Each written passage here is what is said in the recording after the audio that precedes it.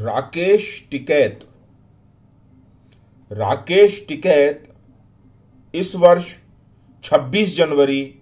गणतंत्र दिवस Republic day के दिन सरकारों को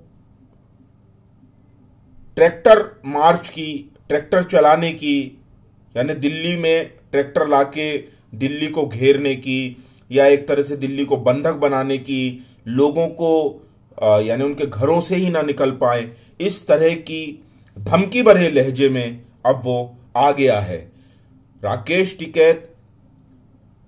का ये धमकी भरा लहजा मेरे जैसे जो भी नागरिक हैं, जो भी लोकतंत्र में बिलीव करते हैं, कम से कम मुझे तो ये बिल्कुल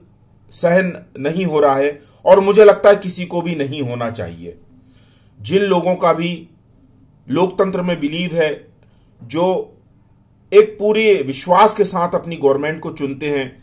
और पूरे विश्वास के साथ वोट देते हैं कि हम अपना काम करेंगे और हमारे जो चुने हुए प्रतिनिधि हैं वो पार्लियामेंट में बैठ के हमारे पक्ष में, हमारे हक में जो ऐसे कानून बनाएंगे जो हमारे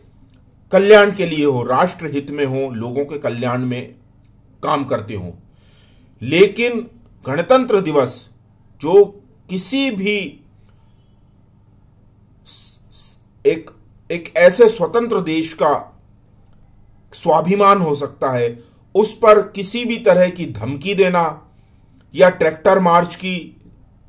करने का बोलना, ऐसे ट्रैक्टर भी सामने आए हैं जो बख्तरबंद जैसे लगते हैं कि जिसमें अगर कोई पुलिस अगर उसे रोकने की कोशिश करे या डंडा चलाने की कोशिश करे तो वो बख्तरबंद पूरे लोहे की ग्रिल से बंधे हुए ट्रैक्टर पे जो चलाने वाला ड्राइवर है या उसमें जो बैठे 2-5 लोग हैं उनको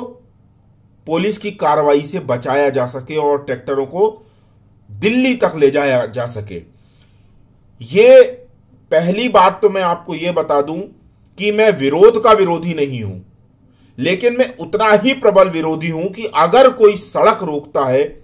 कोई भी कानूनों का, लोकतंत्र का और अपने अधिकारों का हवाला देके अगर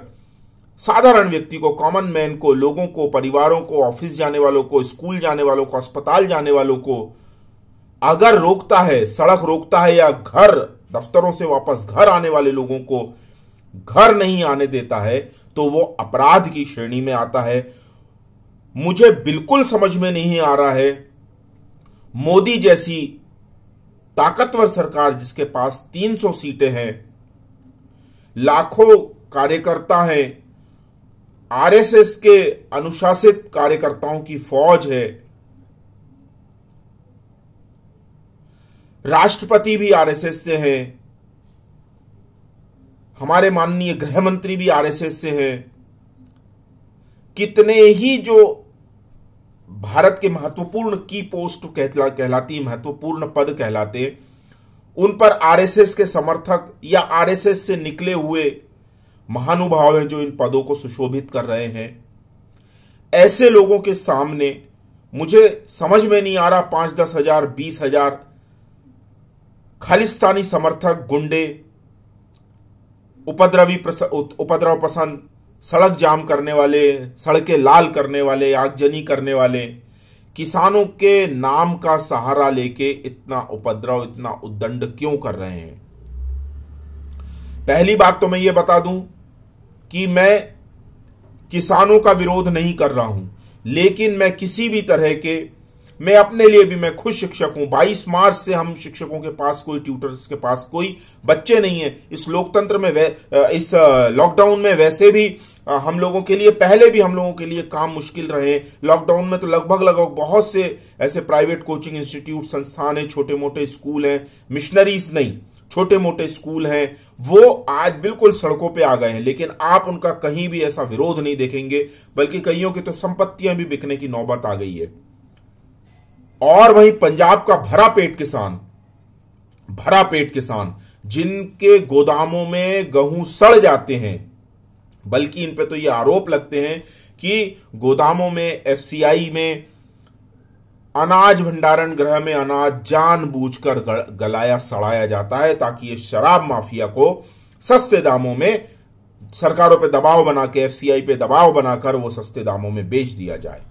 आगे कर दिया जाए, क्योंकि सड़ा गेहूं तो कोई खाएगा नहीं और इसका क्या करें, फेंका जाएगा नहीं। तो जो लिकर कंपनीज हैं उनको औने पौने दाम में बिक्री कर दी जाती है। ये एक जो ठग जोड़ है, शराब माफिया, खालिस्तान समर्थक, ड्रग कार्टेल, जो बॉलीवुड का भी कहीं ना कहीं कनेक्शन हो सकता है, शाहीन बाग वालों का भी कनेक्शन होता है, जिन लोगों ने दिल्ली जलाई थी, ये बेंगलुरु थाना जलाने वाले, अटैक करने वाले का भी कहीं ना कहीं कनेक्शन हो सकता है। पंचमक्कार जिन्हें कहा गया है, पंचमक्कारों का ये वामपंथी, मार्क्सिस्ट, लुटियंस मीडिया, मुल्ला, मिशनरीज, ये ऐसे पंचमक्कार, इनका ये गठबंधन हो सकता है। मैं सभी सक्षम संस्थानों से मेरा आग्रह है, करबद्ध निवेदन है, आप किसी भी छोटी मोटी भी पोस्ट को,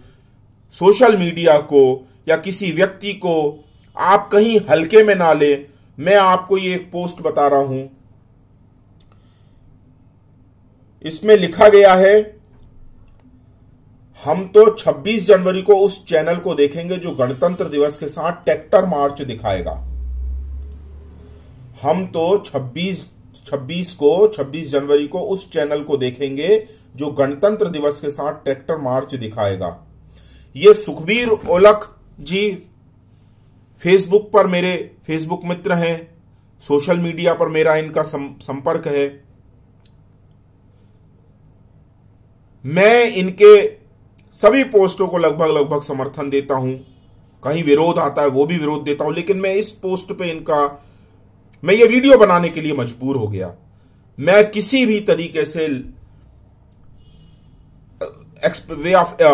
फ्रीडम ऑफ एक्सप्रेशन के नाम पे उपद्रव करने वाले उत्पाती विप्लव पसंद लोगों को, रिपब्लिक डे को बिगाड़ने का, भारत की अंतर्राष्ट्रीय छवि को खराब करने का मैं किसी भी तरह का लाइसेंस नहीं दे सकता। ये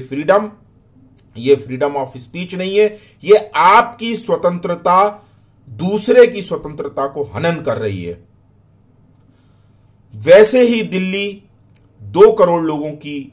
बस्ती है, ओवर पॉपुलेटेड है, 5, 10, 20, 25 हजार ट्रैक्टर एक साथ एक दिन एक ही समय में अगर आ जाएंगे तो खुद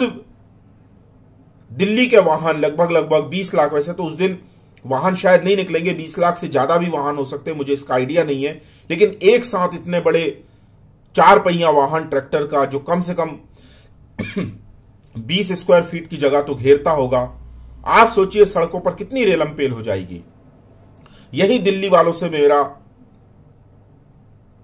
दिल्ली के रहने वाले जितने भी मेरे दोस्त, सोशल मीडिया पे जितने भी मेरे साथी हैं, ट्विटर पर जो भी मुझे फॉलो करते हैं